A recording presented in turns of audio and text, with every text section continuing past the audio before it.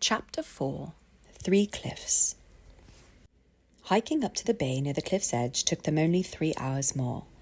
Their trousers were soaked to the knee from crossing so many winding rivers and streams flowing down towards the sea. George dried them both off with a quick spell. He held out the compass again, and the needle shook madly in the direction of the first cliff. The woodland opened up into a soft, sandy pathway leading to the shore. Large black sea stones, the signs of cars, littered the sand. The sun was beginning to sink into the western sky, allowing for more shade from the clouds above. Upon entering the pathway towards the tide, the cool ocean breeze knocked into them, making George shiver slightly with excitement. The Weasley family hadn't much money for seaside holidays, and George couldn't remember a time when he could put his feet in the surf. He took off his shoes and socks, rolled up his trousers, and took a mad dash for the wake. Charlie smiled on from the shore, happy to see George take in a moment of joy, however fleeting. Looking up from the peninsula, George could see the towering boulders climb up the cliff face. 3 cliffs! Charlie gestured proudly at the cliffs jutting out from the sea before them. They took a moment to take it all in. The 5 hours of hiking seemed now to be a small price for the beauty that stood before them. After a time, George made his way, shoes in hand, back towards shore. Charlie looked up at the sun and down at his watch. 5:30. He bit his lip, thinking, I reckon it's too late in the day to go up to the caves. We'll have to camp here tonight and pray to Merlin we don't miss her by sunrise. They found a clearing at the base of the first cliff, far away from the Muggle trails, where they made camp for the night. Charlie took out the shabby 2-man tent from George's rucksack and began securing posts into the ground with his mallet. The tent, George remembered, had been enchanted to expand into an almost fully functioning residence once inside. They were quite comfortable, though the strong smell of cat still lingered around them. It was furnished with several cots covered in woolen tartan blankets, a latrine, and even a working kitchen, though neither of them knew how to work the gas grill, which kept catching fire any time they would try to turn it on. Charlie made a fire outside to cook their supper, fish he caught in the tide with a rickety pole belonging to the tent, and they ate as the sun set on the beautiful shore. It's not good, really, that she stopped here, he told George between bites of trout. We must have passed 24 Muggle hikers on the way up. The caves, which stretched up vertically up the cliff wall at least 200 feet above them, would be nearly impossible to access without the use of magic. He wondered how Charlie had planned to scale the menacing rocks when he answered the question for him. I'm thinking we'll need to get up before sunrise. That way, we don't risk anyone spotting us, and we can fly up on broomstick. That seems like the safest bet. He nodded along with his plan. George, thankful that they would not be climbing any more rocks, forced down his trout in one large bite before deciding to turn in for the night. Charlie poured sand on the fire and walked into the woods. To scout, he had said. George was left alone to watch the smoking logs smother themselves out. The sun had set behind the horizon, and he drew the last bit of warmth from the day before walking back into the tent. He showered off the sweat and silt and threw his towel over the low mirror next to the counter. He brushed his teeth and hair without looking up, walked methodically to a cot, lay down on the tartan and looked up at the ceiling. He hadn't had the time to think about Fred, with the strenuous hike and all the many events of the day, but now in the lonely silence his mind began to reel. He tried to push it away and rolled over on his side, shutting his eyes tight. Any time he allowed his thoughts to wander back to Fred, he felt as though the edges of the world were falling in on him, and he felt as though he might be ill. Whenever he could allow himself to forget it, the pain of it would all stop. He pushed it far away and then sat up. Walking over to his pack on the kitchen table, he pulled out the leather-bound book Charlie had given him, Fantastic Beasts and Where to Find Them by Newt Scamander. He flipped to the chapter about dragons and tapped his wand thrice on the page. He whispered a useful charm Hermione had once taught him during his OWLs, and the words on dragons began narrating themselves aloud to him. He sat back down on the cot and closed the curtains separating it from the rest of the tent. He whispered, Muffliato, and the surrounding air around his cot went silent. George listened to the voice of Newt Scamander detailing the many things about dragons that were to be admired and feared, and as the chapter ended and George's eyes began to feel heavy, Newt's attention turned to dug bobs and eventually dung beetles. He didn't hear Charlie come in or even notice when he pulled back the curtain to find George curled up on himself, facing the wall of the bunk. Charlie placed a blanket over his brother and gently closed the curtain without a word. George finally drifted off to sleep as the narrator droned on. The dung beetle is an extraordinary invertebrate, able to roll balls of excrement up to 50 times their weight, making them the strongest insect in the world. He didn't stir again until the next morning before daybreak, when Charlie threw open the curtains and shook him awake. The book had gone silent and lay still on the bed, open at his feet. "It's time," said Charlie, looking down with him with a thrilling smirk.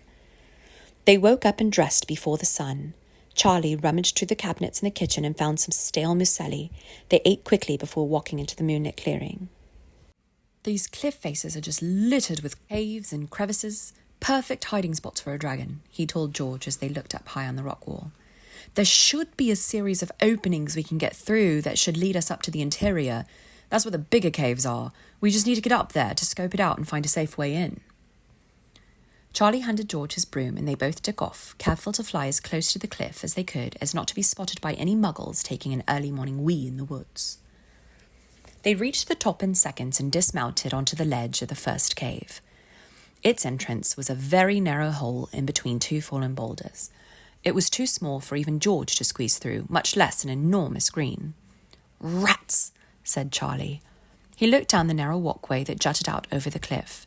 It only extended out about a foot, but he led as they walked the 20 feet down to the next entrance, holding out their brooms for balance. This one was much larger, but the opening extended through the entire cliff as if it had been scooped out of the rock entirely. It opened on the other side, creating a window of ocean before them. "Dragons don't swim. Too heavy, so that's an obvious no." Charlie looked around the bend to the next area of rocks that may indicate a cave entrance. It was about 50 feet above them to the right. He nodded to George and they flew up to the landing, balancing on the narrow ledge once again. This entrance was enormous. The boulders had fallen around the opening, allowing for a natural staircase up to the cave mouth. They wedged their broomsticks carefully between a slab of cracked granite and walked up the rock stairs into the large tunnel. "Lumos," they both muttered, and the cave around them illuminated warmly. Sharp rocks lined the edges and slimy green sea moss crept up from every surface. George reminded himself to step carefully to avoid slipping and then chuckled to himself at the thought of being overly cautious regarding his footing, but paying no attention whatsoever to the fact that they could soon be facing a real-life dragon. Charlie had told him on the walk that if they did come upon her, to step back and let him approach her first. She had known Charlie, and dragons were very loyal and intelligent creatures. She would recognize that Charlie was no threat, and after, he would be able to walk George through the proper technique to approaching her. It had seemed like talk at the time, but now, with the prospect looming ahead of them, his stomach suddenly dropped and twisted into a knot. They came up to a fork in the tunnel, 3 smaller tunnels separated off into darkness ahead of them. "The compass," Charlie pointed his wand at George's chest, where the compass hung on a thin gold chain. "Check the compass," he whispered. George pulled it out from beneath his collar and pointed it ahead. The needle wavered, but then pointed slightly left. They took the westernmost tunnel, consulting the compass as they walked until blocked by a small peak in the path that fell down into a pool of water. Charlie grabbed a bludger-sized rock from the floor with 2 thick hands and dropped it down into the pit. If it was a deep pool, they had likely hit a dead end and would need to go backtrack to the entrance in search of a new way in. The rock dropped 10 feet down and splashed into the water loudly. It sank into the silt and settled, its top half exposed above the water. It was only a few inches deep. "I'll drop down first and walk a bit to see where the path leads, and I'll yell up for you if it's safe," he told George. Charlie sat on the edge and dangled his legs over the bluff. He pushed off with his arms and landed with his feet, with a large splash into the pool below. He stood and walked on, looking back only once. He nodded encouragingly to George, who nodded back in return. Charlie disappeared beneath a narrow ceiling, and George watched from above as one light faded into dark and Charlie's footsteps quieted. George wondered what he would do if something were to happen to Charlie.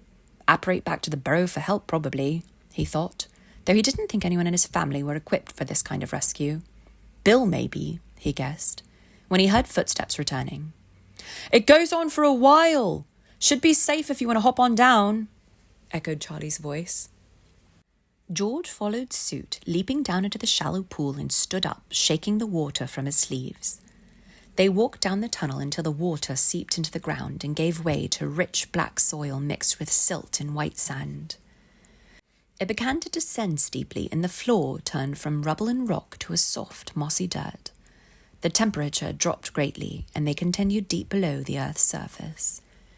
George was diligently checking the compass as they walked, directing them with each fork in their path. The tunnel eventually deposited them into a vast opening that echoed out in all directions. The dragon compass began whirring wildly. George showed it to Charlie, who looked down at it confused, and then down at the empty crevice below them. Charlie put a single finger to his lips to signal quiet. "She should be here if the compass is to be believed," he told George in a brisk undertone. They both looked down into the opening, but their wand tips did very little to light the massive cave. If he squinted, George could just see the bright red embers burning at the bottom and could smell the unmistakable aroma of burning smoke and sulphur. "Lumos Soleil," Charlie buzzed, and a burst of sunlight shot out in every direction, lighting up the cave. They peered down below them to a dreadful sight. Mounds of burning carcasses piled below them, alit with residual dragon fire. The remains of a dozen sheep and cattle burned within glowing piles of embers scattered across the bottom of the cave. George looked at Charlie, who sighed deeply. "We've missed her. The compass must have been pointing us to the pile of fire she left behind. Damn," he said, massaging his eyes with his thumb and forefinger. "How do we know she's not just out hunting again?" George looked around ominously, wondering how she may feel when she returned and happened upon two wizards invading her nesting grounds. "Nah," Charlie hissed, kicking a rock into the crater below. It tumbled loudly to the bottom and echoed through the cave. He clicked his tongue in disappointment. "They'll do that." He gestured down to the smouldering piles. "They light it all up before they move on. It's a territorial thing," he explained. George nodded in understanding. "What now, then?" he asked. Well," he chuckled lightly, "we start over. She's likely not far, so we can hike back up the tunnel and move camp over to a better vantage point, see if we can spot her." He dusted off his hands and turned toward the tunnel from where they had just come. George stood confused, pondering for a moment. It had all been built up so much, just to get here and have nothing to show for it. He stood in his disappointment, looking out over the ravine once again. Charlie popped his head out of the tunnel. "Come on, no use crying of spilt potion." He gestured for George to follow. They made their way back up the winding tunnel and out the cave mouth to their broomsticks. Once they had flown back down to camp, the sky above had gone from deepest blue night to a pale pink, and eventually a rich bright gold seeped past the horizon. Seabirds chirped their morning greetings, and the first stirrings of sunlight came upon them as they packed the tent up and prepared to depart. "Should still be early enough to fly out of here," Charlie told him. "I could use a break from hiking, honestly." George, who could most definitely use the break from hiking, didn't argue and shoved the folded tent into his rucksack before kicking off behind Charlie. George hadn't asked where they were headed next, but it hardly mattered, he decided. He was drowning his thoughts in the first rays of sunlight awakening the world around them. He closed his eyes and lifted his face to the sky, allowing it to offer the promise of a new day. The heavenly pinks and painted oranges danced off the canvas of the wilderness below them as he allowed his brother to lead him willingly into the unknown. Less than an hour later, Charlie lowered his altitude slightly, and following, George could just see a provincial coastline taking shape from beneath the clouds. They had been flying in circles around the area surrounding Three Cliffs Bay, looking for the highest ground possible to provide a vantage point from which to look for any signs of their dragon.